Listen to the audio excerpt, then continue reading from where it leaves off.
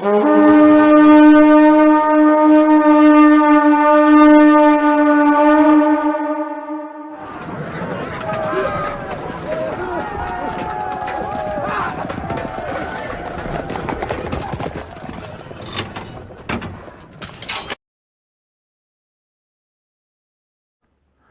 morning, Oldhammers. Brett from Solo Oldhammer Gaming.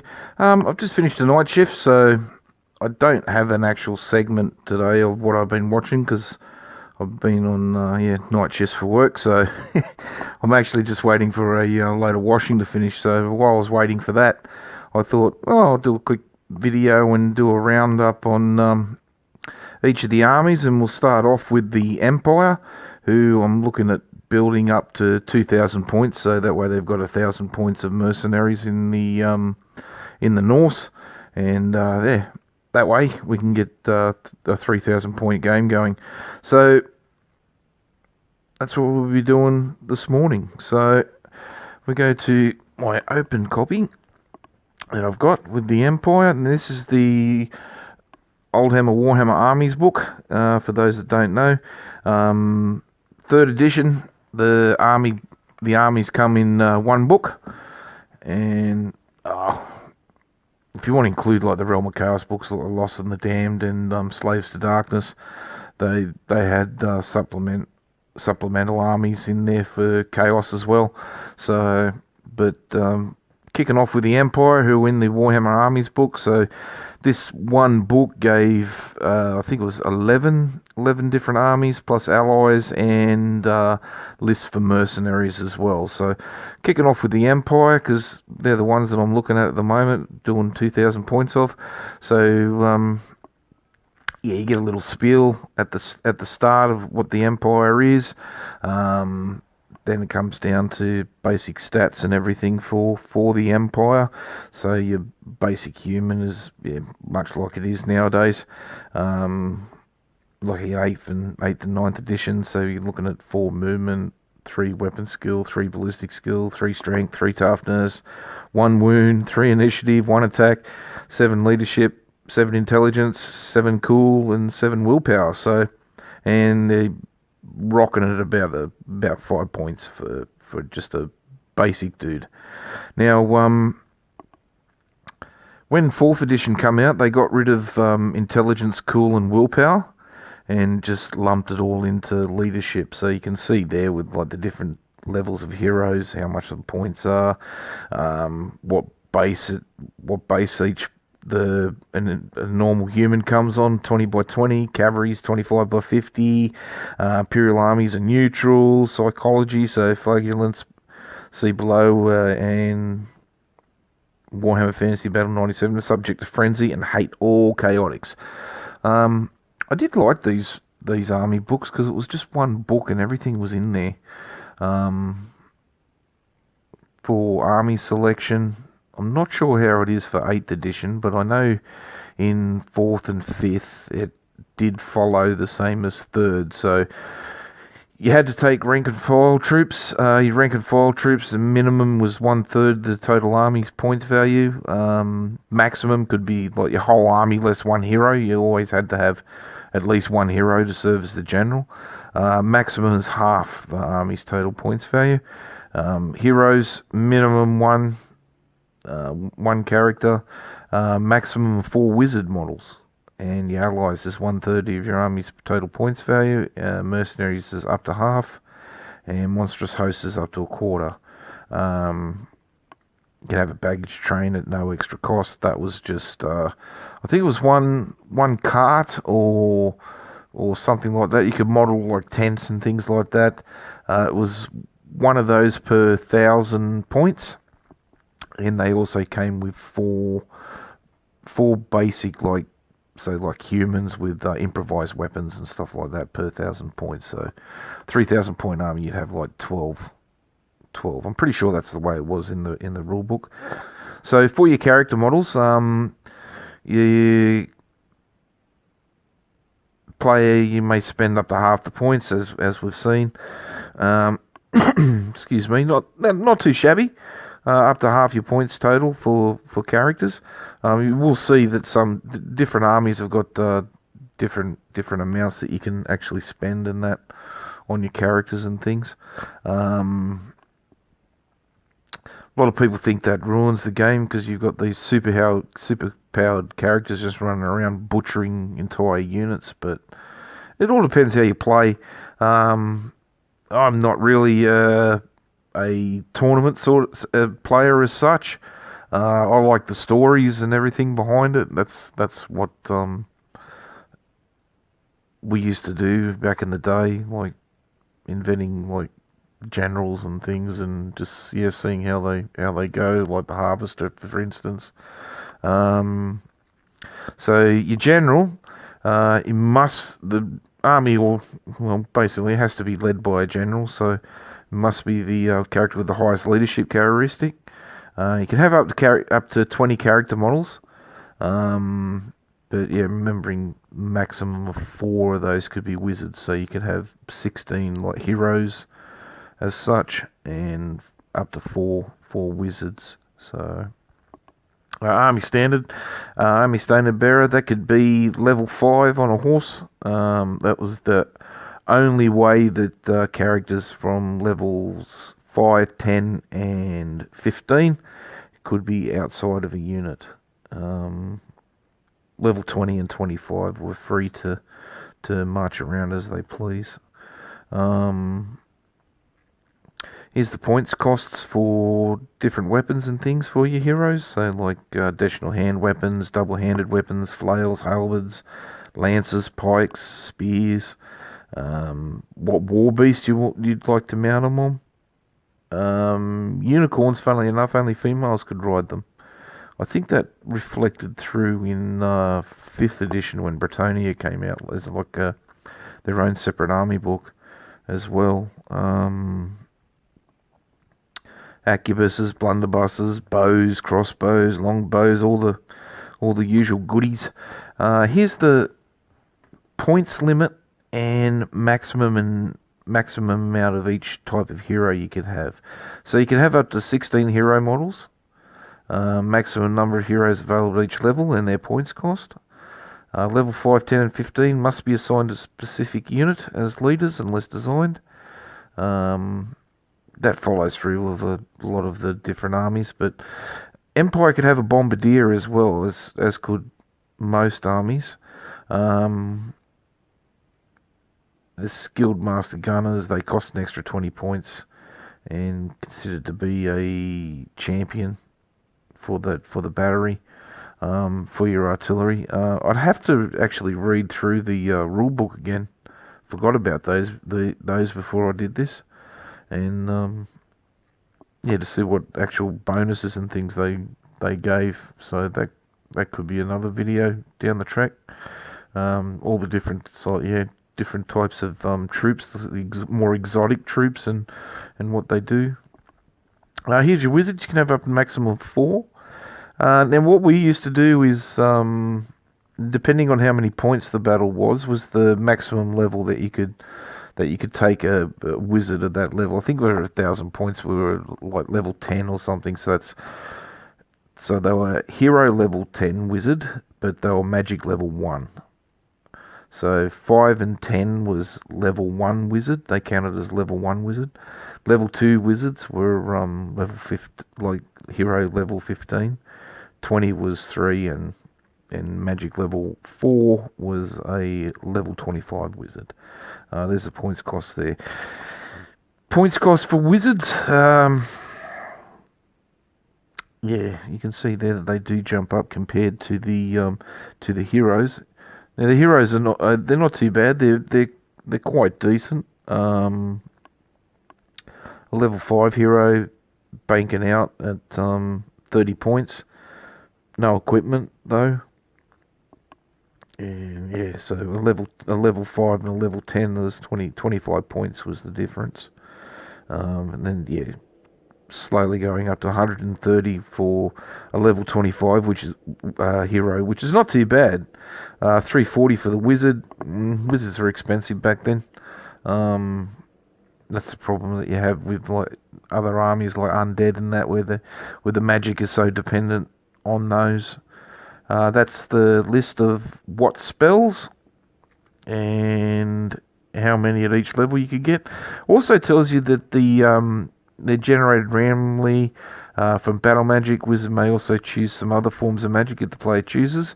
A Empire wizard may have substitute illusionist or elemental spells for any and all battle magic spells. A wizard may substitute one necromantic spell and one demonic spell for equivalent battle magic spell as well. It's pretty standard across the bat. Now, magic items.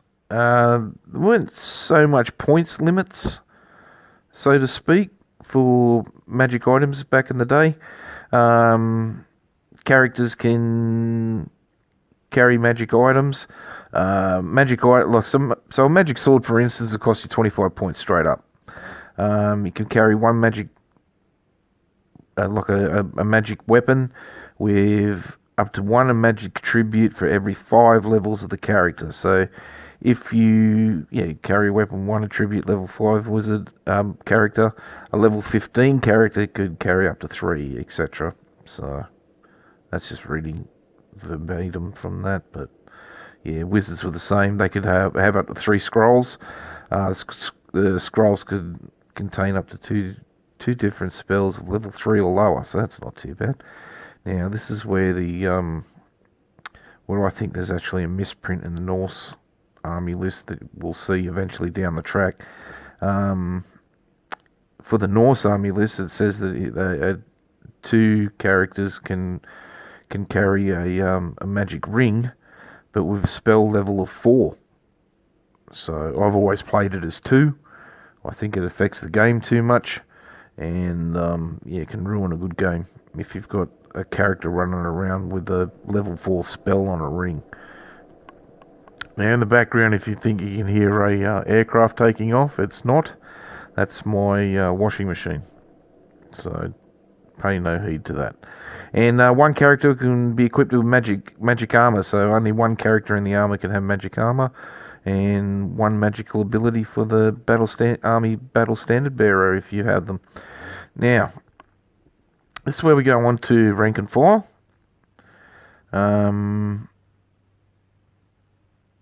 I did like this book too because it gives you a little blurb about each portion, like character models and rank and file, and we'll see like monstrous hosts and skirmishes and things like that. But, so yeah, as we already know, a third of the army's total points value is set on rank and file. Standard bearers and musicians cost double. Convert an ordinary unit standard. So in the actual magic in the army list, it'll tell you if that unit could have a magic standard, and it'll give you the points limit that that standard could have. So you'd pay double for the actual trooper, and well, let's just say 5 points for a normal soldier.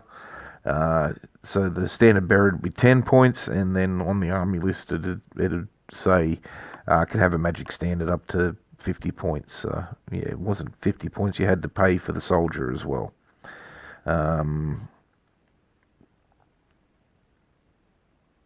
But yeah, so that was how we did that.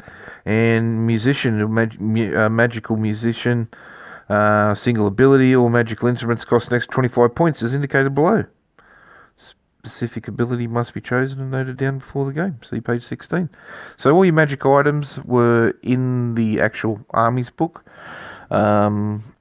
Standards, weapons, music, like scrolls, everything like that was all included in the book, which was value for money. Now, some really nice artwork from back in the day. And some plenty of banner ideas there. And shield ideas too. That's really nice. Helmets and some stuff for the Empire. Gives you a little blurb. Now, this is where we get on to the meat of the book. These are the army lists. some more ideas there. Leopold, always liked that one. But, so, when you started an army and you were working it out and you sat down with your pen and paper, because we didn't have computers back then with army lists and everything already built on. As you can see there, so like the Armbeschützen, which is just crossbowmen, and the Hellblitzen, which are just Hailbardiers, it'll tell you what the minimum and maximum are. So in these boxes of each different troop is worked out for a 3,000 point army. So if you had 6,000 points, you'd double it. So, and if you had 1,000 points, you'd reduce everything by a third. I don't do that. If you have to have 20 Hellblitzen for a 3,000 point army, then I make sure that I take 20 Hellblitzen for a 1,000 point army, based on that's what you're going to see in those armies, and that gets your basic core troops up and running straight away. It may make the list a little bit boring to begin with, but I'm willing to live with that. So, Empire can have Temple Ritterbruden, units of 5 to 20. They can have a total of 20. So these guys are +3 shock elite. Now, what that means is they'll have 1 better weapon skill, 1 better strength, and 1 better initiative. These are the highest level that the Empire can have, and they you can create them in units of between 5 and 20. Good stock troops, lance and hand weapon, heavy armor, shield and barding. They can take a magic standard and a magic instrument, which is pretty handy. 39 points each though, so you're going to be paying. You are definitely going to be paying for those Ritterbruden. So you'll be like your White Wolves or your Knights of Sigmar, like the Temple of the Fiery Heart. Organisations like that. A lot of background stuff for these like different troop types and that were included in Warhammer Fantasy Roleplay back then as well. So now your level 2 troops, 0 to 30 of the Hohenschnicks you can have. These are organisations like the Griffin Legion or Knights Panther as well, where the +3 ones were representing a different god. So like the Templars of the White Wolf was serving Ulrich. Order of Fiery Heart is Sigmar, and you can come up with your other ones like Templars of Meridia, different other gods as well, like Tyr. Tyr was a prominent god in the Empire, more like a forest. Yeah, more like the wilds and forests and things. Even though he was the god of justice in Norse mythology, I believe, off the top of my head. But the Hohenschnicks are 37 points, so they're 2 points cheaper than the Temple Ritterbruden. And yeah, same again, lance, hand weapon, heavy armor, shield, but they don't have that +1 to strength. So they're still, but they're not too bad. They're not too bad troops. Units of 5 to 20. It's still pretty pricey, but yeah, just seems like heaps pricey. 39 points compared to 37, but their magic standard and is only a maximum of 25 points. So yeah, that really makes a difference. Now the standard Schnicks is standard knights. These are your basic knights. They're not too bad. 25 points, which is a bit less pricey. Units of 10 to 30, you can take up to 50 of these. So about the only extra thing you're paying for is barding for the warhorse for 8 points or something, I think. Next one's the Kriegsritter. These guys are like knights with missile options, but not knights. Sort of like mounted militiamen, and with missile options like crossbows and things like that. Can have 0 to 20 in them. Add some character. They're not a bad unit as well. They can be like a fast mobile reserve for your Empire army. You can still equip them with like shield and spear for 1 point each, and that just gives them a little bit of hand-to-hand clout. But yeah, able to get to the other side of the battlefield in more of a hurry than what an infantry unit could do it. Now, next unit is the Reiksguard. These guys are your foot knights. They're knights on foot with heavy armor and shield, rocking in at 11 points each. Not too bad. +2 shock elites as well. So like the Hohenschnecks, they've got the extra weapon skill and the extra initiative. Lots of different weapon options there. Halbards would be good, especially with the heavy armor and the shield. They could use the shield with while they're moving around and getting shot at, but they can't use the shield in hand-to-hand combat, I believe, because of the halberds are two-handed weapons. Flails. I've never really taken a unit with flails. They tuck you out too quick. First unit, like the first turn, they're really good, but yeah, don't fluff any of those rolls, that's for sure. Next is Hackbeschützen, which is just arquebuses. So in this edition, yep, the Empire had handgunners, but not as much as what they did in like 4th and 5th and 6th.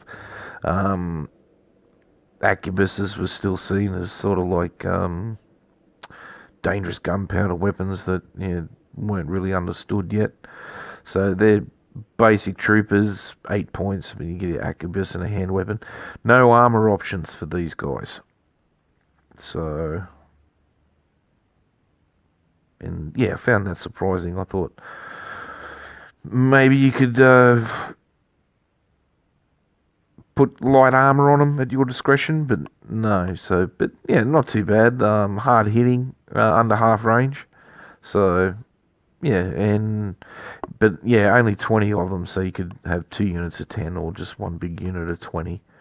But good little option to have for missile troops. You're not gonna go toe to toe with like elves, dark elves, armies like that. But yeah, good little hard hitting option, and just a unit that'd make your opponent think about coming too close to with their cavalry. Yeah, the gunpowder weapons are quite good at that, just making them think twice. Now your main missile troop as such would be Armbeschützen, which is just your crossbowmen. So they come with light armor. They're 10 points each. They've got a crossbow as well. Units of 10 to 30. So it's from the previous example as well. So if you had a standard bearer for them, there'd be 20 points for the standard bearer as well. So a unit of 20 would be 200 points, 210 points for the standard bearer, 220 with a musician as well. Yeah, you could knock a champion in there as well, like a level 10 champion who might have better ballistic skill. So, yeah, that way he could help out his unit in times of hand-to-hand combat, but as well. Now, the next one, Ursat soldiers. These guys actually caught me out when I was doing the 1,000 points, because I didn't realise that they were actually minimum of 30 per unit, maximum of 60. And the one reason I wanted to include these guys at all costs was third option down pikes. Always loved pikes. Loved the look of the models with pikes. Just that hedgehog of spears. And pikes always looks good. These guys are 5 points, so with pikes you'll be looking at 7. 9 with light armor, 10 with a shield as well. They can also be equipped with halberds and spears, but yeah, if you just give them hand weapons, shields, and light armor, you're looking at 8 points, which is not too bad. Good basic troop. These 3 weapon skill, 3 ballistic skill, 3 strength, 3 toughness, 3 initiative, average armor. Oh, sorry, not armor. Average leadership, intelligence, and cool and willpower. So yeah, good basic rank and file fillers, basically. But yeah, that looks spectacular with pikes. You gotta love pikes. Yeah, the whole reason that I was an Empire player as well as Undead was pikes. So now we come down to the last compulsory troop, which is the Hellblitzen. These are your halberdiers, so these are your state-equipped troops from each lord in the Empire. No options. The options are already there. Either halberd, hand weapon, light armor. 9 points. There you go. So let's compare those to the Ersatz soldiers. So we've got halberd, which is 2 points. So that's 7 points, and light armor is 9 points. So yeah, but yeah, these guys you have to take 20 of, and they can be in units of 10 to 50. So that's the only difference, is if you had halberds and light armor for your Ersatz soldiers, then they'd have to be in a unit of 30 at least, at bare minimum. Now, these are the Landstrom. These are your levy, and as you can see, when they're compared to a normal basic human, they don't round up. I've never taken them. I know they're only 3 points, but yeah, yet again, you've got to have them in units of at least 30. You can have up to 60 in the army for 3,000 points. So if you're rocking out 6,000 point armies, then yeah, you could have 120. But yeah, I don't think anyone would take 120 of these guys. But you can give them spears and shields, and light armor as well. And it's only half point. I think it was if your basic cost was under 4 points, then the equipment was only half what it was normally worth. But yeah, these guys are basically like skeletons with, I think, pretty sure they're 1 less leadership than what a skeleton has. I think a basic skeleton's got like 7 across the board, but these guys have only got 6 because, yeah, these guys are your peasantry from each electoral count. Never taken them. I don't know if I ever would, to be quite honest. They're pretty useless. Not bad as a shield for your more expensive troops, but unfortunately for them, I suppose. But yeah, good for goblin fanatic fodder. Just whack them out the front, and yeah. But when they start running, hopefully the rest of your army doesn't. So if we flick over, we now come to some more missile options there, some Bergjägers. Now these are just basic troops with longbows and hand weapons. You could take 10 of these guys for your army. Yeah, the only option is giving them shields, but yeah, they'd only be able to use it in if they're getting shot. Oh, well, you could use it in hand-to-hand combat as well, I suppose. These guys are with a shield. They're rocking out at 14 points. You can take them in units of 5 to 10, so you can take 2. Not a bad archer unit. Not as good. Definitely not as good as high elves and that, because of the average ballistic skill. But yeah, still not a bad option to have. They can also skirmish as well, so, and that's always a handy option, like for moving through terrain and things. A lot of 3rd edition comes down to manoeuvre. which is, yeah, pretty good. I like it. It's fun. Now, these are flaglers. So these are your flagellants who, yeah, good to see that they take a little bit of time and start whipping themselves to whip the enemy, I suppose. But yeah, these are the guys that are subject to frenzy and hatred of chaotic units. You can only take 16 in this edition, and they come in units of 8. So I'm pretty sure that for a rank bonus to count, it had to be 4. I'm pretty sure that in later editions that was changed to 5. So, but yeah, in this edition, it's four troops, and that counts as a rank. So you could have 2 units of 8. I never noticed it before, but that's actually 8 is I can't remember which Chaos God's number that is. Self-loathing, but they're 9 points each. They can have additional hand weapons or double-handed weapons for 2 points. So you'd be double-handed weapons would be 11 points. So it's not too bad, I suppose. 88 points a unit. Yeah. But pretty hard hitting, frenzied, and hatred of chaotics. That's not too bad. Rerolls and things. Now these are the Forest Jaegers, or just a forester. They do have the same stat line as the Berg Jaegers, but yeah, you can have more of these guys, up to 30. So units of 5 to 30. These guys can also skirmish as well. Now they've got options of throwing spears and shields, and yeah, long bows and hand weapons. Now, 3 Reeks cannons. Always include these guys. At least one. 60 points, and that includes your crew. Yeah, 60 points including crew.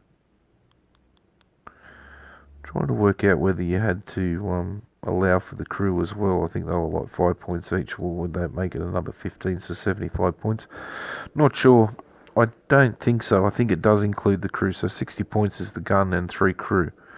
So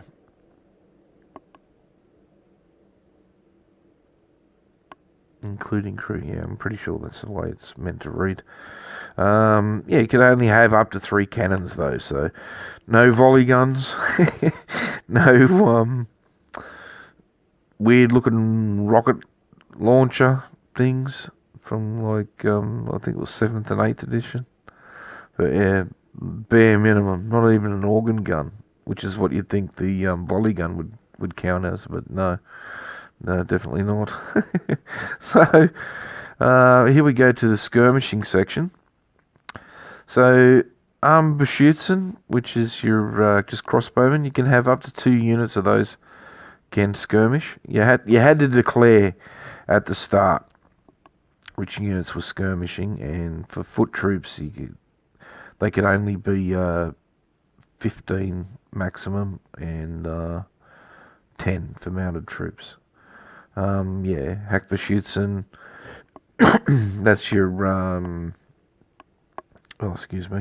that's your handgunners with the arquebuses. In the Forest Jaegers and Berg Jaegers, and any unit of those can skirmish. So here's baggage. So yeah, it looks like I thought. So for every 1,000 points, you got a like a little cart. Oh, there's an example right there. A little cart, and it's actually five hanger-oners, 5 civilians. So 5 basic old humans for each 1,000 points. So as you can see there. Now the other good thing about 3rd edition and the army books is this is where it listed your allies. So you can draw certain allies who would join your forces. So like you could have halflings, old worlders, or wood elves, and we'll take a look at the ally list and that on a different video. And mercenaries could be dwarves, Norse, or old worlders, or even ogres. So yeah, that's pretty cool. And here's the host. So your wizard could bind a monstrous host prior to the game, and you could have yeah, just there, 0 to 12 bears, 0 to 20 boars, a dragon, a swarm, or warhounds. So not too bad, and that is the Empire Army. The next one was Britannia. So, in summary, the Empire Army is not a bad army. It is it's average. You got some solid cavalry, very solid cavalry. 3,000 point army. You wouldn't leave home without some of the cavalry. Reiksguard. Yeah, if I was in a siege, I'd take Reiksguard. If I wasn't, and it was a field battle, yeah, I wouldn't take Reiksguard in just a field battle. I'd prefer to take more pikemen or crossbowmen than them. They're +2 shock elite, but they're slow. Okay, with heavy armor and shield, you're gonna be that's -1 inch.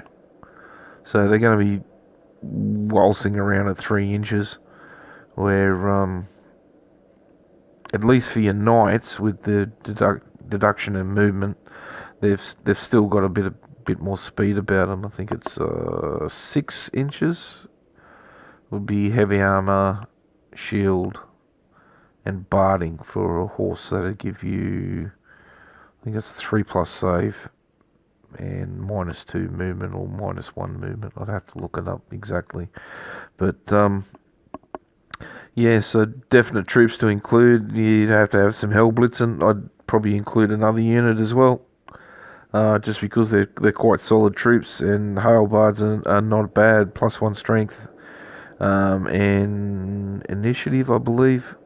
But yeah, I'll have to look that up as well. But you guys should get a copy of this book. Like, yeah, definitely.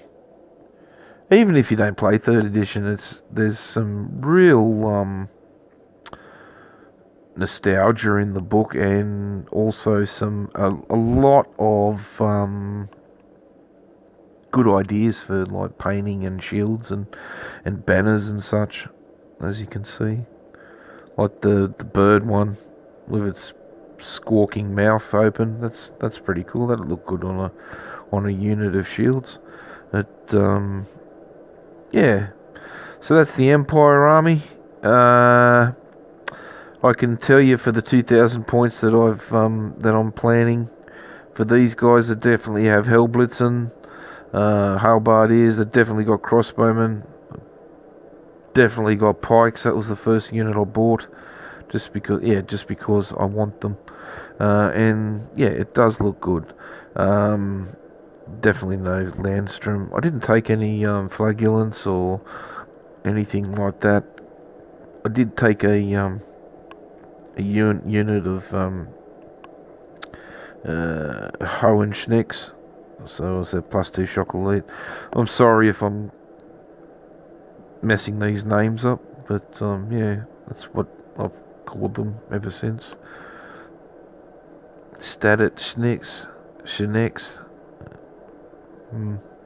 It's getting harder to talk now because I've just finished the night shift, and hopefully that washing will be finished soon, so I can hang it out and go and have a shower and go to bed before I have to go back tonight. But definitely took a unit of those. I think it was there 5 strong in the 2,000 point army, and I definitely took a unit of Kriegsritter, I believe. So yeah, got a 10 man unit of these guys running around.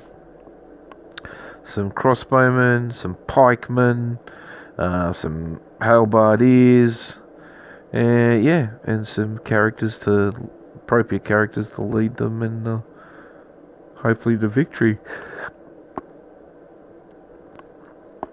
Oh yeah, now the yawning started, so I'm gonna end this video off. So yeah, the Empire Army themselves, not a bad army. Good selection of troops. Missiles are average. You're not going to be able to compete with like we said before, with like elves and things like that in a toe-to-toe shooting fight. But yeah, your troops are pretty solid. They're not a bad army at all. It's taking you a bit of getting used to, especially these guys. These guys can be a game breaker. Yeah, highly mobile reserve of some missile troops that can be where you need them to be. If you can somehow get them within trigger range of some fanatics and stuff like that, it's not going to cost you as much if it all goes belly up and you're not in a terrain feature or anything like that. So, but yeah, that's the Empire Army. Oh yes, and I took a cannon as well. You got to have a cannon for an Empire Army, I reckon. But yes, solid troops, not too bad. Good basic troops. I've never taken any flagellants. Basically because you can only take 16 and they're only in units of 8.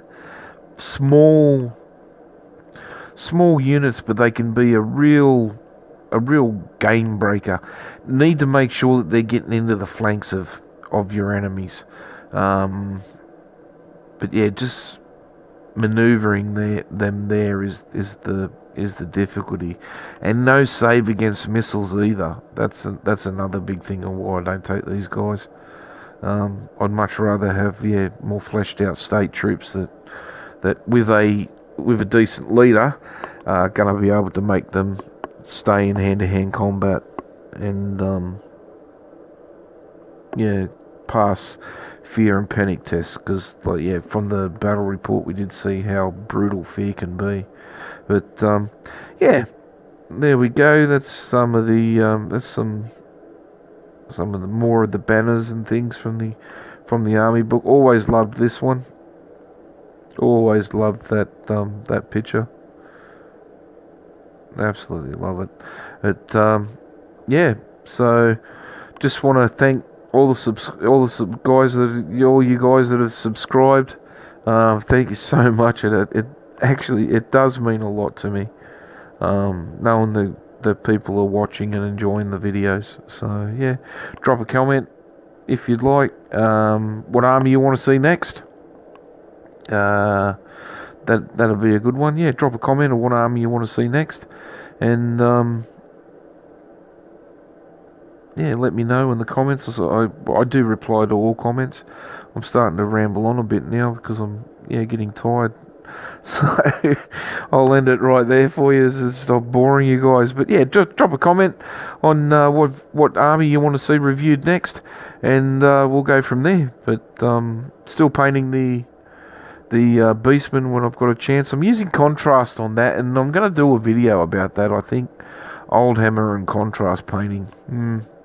I'm not sure if the two mix, but yeah, I'll approach that in the video when I do it, when I've got some days off. But yeah, other than that, thanks for tuning in, thanks for watching, thanks for subscribing and commenting, and stay cool, stay Oldhammer.